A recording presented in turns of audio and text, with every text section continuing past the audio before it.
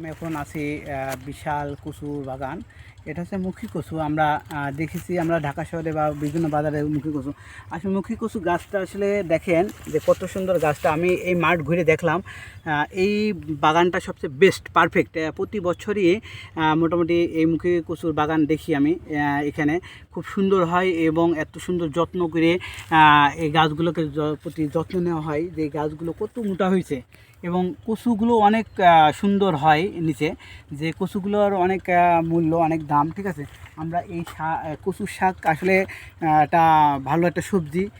আমাদের প্রত্যেকেরই কচুর শাক খাওয়া উচিত এবং কচুগুলো বেশ খুবই সুন্দর সুস্বাদু। এটা অনেকে আমরা শাক খেতে পছন্দ করি না, কিন্তু শাকটা শরীরের জন্য খুবই উপকারী। তো এই কারণে আমরা এই শাকগুলো আমরা এখানে মোটামুটি বাগান তৈরি করব, সবাই শাক টাটকা শাক খাবো এবং প্রত্যেককে আরও অনেকের উৎসাহিত করবে যাতে এটা সবাই করে। তো এখানে গাছগুলো আসলে খুবই সুন্দর, আমার কাছে খুব ভালো লাগছে। আপনাদের আসলে অ্যাকচুয়ালি এই আনকমন এই মুখী কচুর এই বিশাল বাগান দেখানোর জন্য আমি আজকে এখানে আসছি, মূলত সবাইকে দেখানোর জন্য এবং উৎসাহ দেওয়ার জন্য।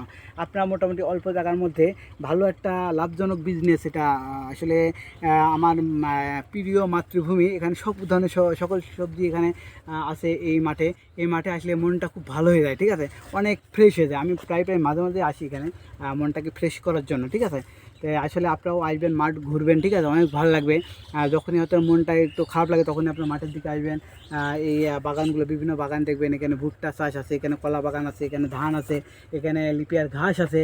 তাছাড়া অনেক ধরনের সবজি এখানে এই আমার মাতৃভূমি গ্রামের বাড়িতে আসলে এগুলো আছে। আমার কাছে খুবই ভালো লাগে। আপনারাও সময় পেলে এখানে চলে আসবেন। ঠিক আছে, সবার দাওয়াত রইল, আপনারা সবাই আসবেন। ঠিক আছে বন্ধুরা।